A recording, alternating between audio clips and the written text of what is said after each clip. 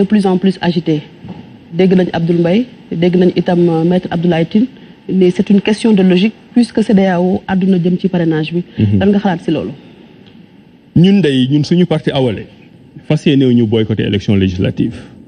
te képp ku bëgg a ànd ak ñun ci coalition te ñu ngi ciy liggéey xam naa dinañ ci ñëwaat fas yéene ñu boycotté élection législative parce que Sénégal ñun ñëpp ñoo ko bokk di nga fi am lu la neex dina am li nga xam ne moo la naxari li nga xam ne boo la naxaree dafa am noo koy xeexee lu bokkul ak boycott man damay faral di lire ay histoire politique Sénégal di faral di lire histoire politique ci àdduna bi gis nga li ñuy wax chaise vide maanaam ñëpp war a waxtaan yow nga gedd ne fa ñuy waxtaanee doo fa toog bu deful ndànk di nga fa jëlee lu la gën a metti lu taxoon nga gedd dernier exemple bi Sénégal am nañ fi élection législative 2007 opposition bi gedd xam nañ li nga xam ne moo ci dikk dañu gedd ba pare bon am na benn point positif parce que puisque nekkuñu woon assemblée nationale ci la opposition bi profité woon pour def assise nationale mais assise nationale ak loo ci mënti wax du ay loi Sénégal li gën a jekk mooy nga def ko ci biir institution de la République du Sénégal donc ñun tey am na yu bari yoo xam ne gouvernement bi mu ngi koy def ànduñu ci ak moom mais ñun dañ bëgg a doon ay républicains dañ bëgg a doon ay démocrates dañ bëgg a doon ñoo xam ne dañuy suqali démocratie Sénégal donc xeex bi dinañ ko xeex ba gouvernement xam ne xeex nañ ko ba Sénégal xam ne xeex nañ ko mais buñ demee ci élection yi ñun bu soobee yàlla dañ ciy dem c'est la même chose ak niveau parrainage damay dégg souvent ñoom waa Benno Bokk Yaakaar ñu naan opposition bi cohérent wuñu parce que dañu contre parrainage te pourtant ñu ngi wuti parrainage c'est parce que ñoom xamuñu réew nu muy doxe te ñoom ñoo yor réew c'est pas parce que d'accord au parrainage que doo wuti parrainage puisque ñoom ñoo fi nekk di jaay doole nit ñi fexe nañ ba parrainage boobu nekk loi ñun liñ ci mën xeex dinañ ko xeex waaye nag bu wuti parrainage jotee pour laaj baatu askan bi bu soobee yàlla dañ koy def te tekkiwul ne dañu incohérent dafa fekk ne juste ay républicains lañ te dañu bëgg suñu Sénégal jëm kanam. d'habitude bu ñu gisaan loi ñëw assemblée nationale. la majorité day dicter sa force. mécanique mais ñu gis ci loi bi dafa mel ni benn reculade majorité bi def. indi amendement est-ce que loolu mën nga indi explication li tax. état bi xaw a reculer est-ce que amul lu muy ragal des calculs électoralistes. ñàkku ci déjà man li ma jàpp bu may lire li nga xam ne moo xew assemblée nationale bëgguma wax mënuma condamner opposition yi parce que nekkuma woon assemblée nationale xaw ma li fa xew mais daf may nuru ne gouvernement bi li mu bëggoon ci fin bi moom la mujjee am dafa mel ni gouvernement bi dafa teg ay manœuvres maanaam dem nañ ba am consensus. biñ demee ba consensus bi dafa mel ni ñoom dañu anticiper woon sur le fait que opposition bi dafay ñëw contre leen bi leen opposition bi contre ñu dellu ci li nga xam ne ñoom moo leen gënal parce que man de ci lecture bi ma am peut-être nag mën naa juum parce que nekku moon biir assemblée le fait que ñu dindi 7 députés ci liste nationale yóbbu ko département loolu du njariñu opposition njariñu pouvoir la donc loolu ngay woowee reculade du pouvoir en fait piège la manœuvre la parce que ñoom loolu lañ bëggoon mu ngi mel ni rek ngay négocier ñëw wax loo xam ni yow safaan ba ngay wut boo waxee la nga bëgg xam ne safaan ba ngay wut ka ngay waxal bu xamul fa ngay waxee dafay contre proposition bi nga def nga mën a dellu ci beneen proposition néew ma nag dañu piéger opposition mais jàngat bi ma ci am pouvoir bi li nga xam ne moom la doon wut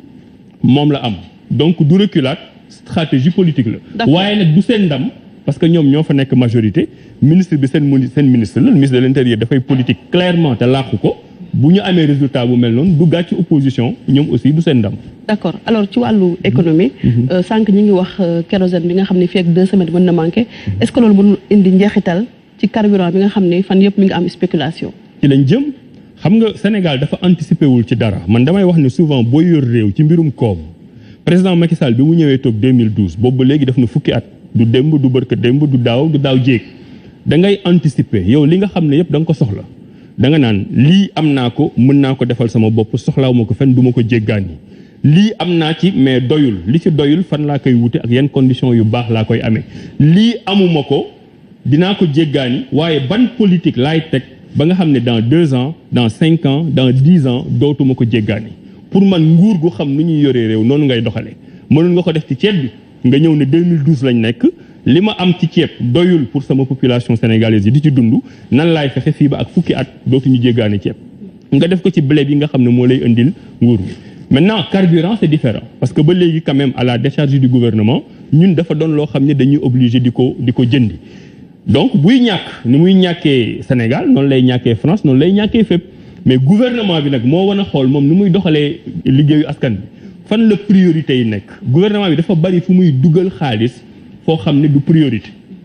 essence carburant fi mu nekk nii priorité lay doon mburu priorité lay doon dund priorité lay doon fa nga xam ne gouvernement mu nga fay dugal xaalis par exemple exonération fiscale ay milliards yoo xam ne yaa ngi koy joxe ay entreprises yoo xam ne amaluñu benn njariñ sa économie parce que taxawuñu taxawaay ba ñu war a taxaw yooyu ngay dindi dajale ko train de vie wu état bi nga dindi ci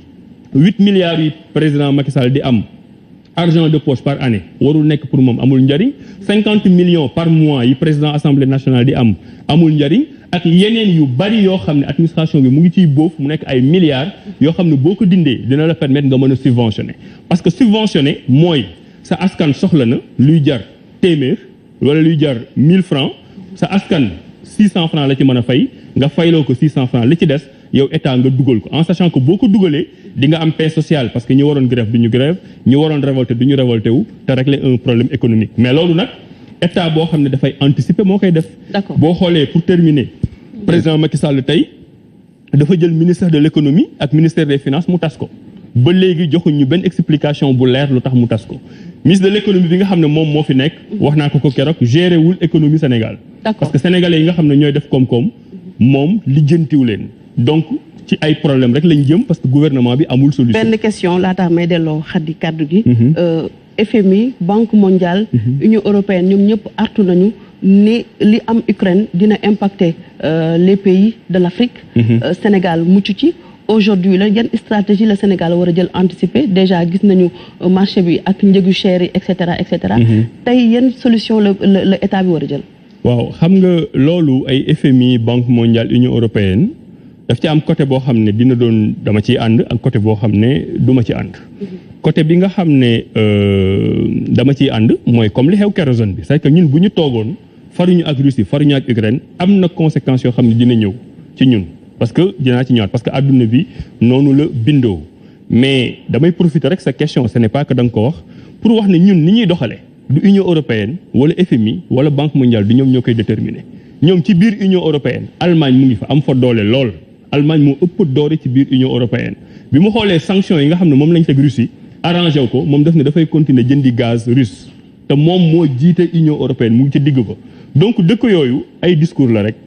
ñoom chance bi ñu am mooy ñoom ñooy def loi yi ñoom ñooy def sanction yi bu leen droit bi arrangé ñu appliquer droit bu leen arrangé wul ñu appliquer leneen mais at the end of the day ñoom seen ay intérêt la ñuy gérer ñun foofu la ñu war a amee fulla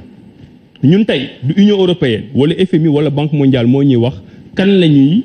àndal ak kan la ñuy commercial loolu ku mel ni président Abdoulaye Wade amoon na ci avance mais président Macky Sall bi mu ñëwee daf ko perdraat moom la ñuy wax diversification de l'économie adduna bi ni mu nekkee tey mënoo ne yow blé ci Russie rek nga koy jënde wala ci Ukraine mënoo ne yow gaz ci tel dëkk rek nga koy jënde yow pays bi yow yaay toog sa intérêt bopp nga teg la carte du monde nga ne kii dafay jaay blé kii di jaay blé kii 100 francs lay jaayee kii 200 francs lay jaayee fii laa koy jënde mais ñun impact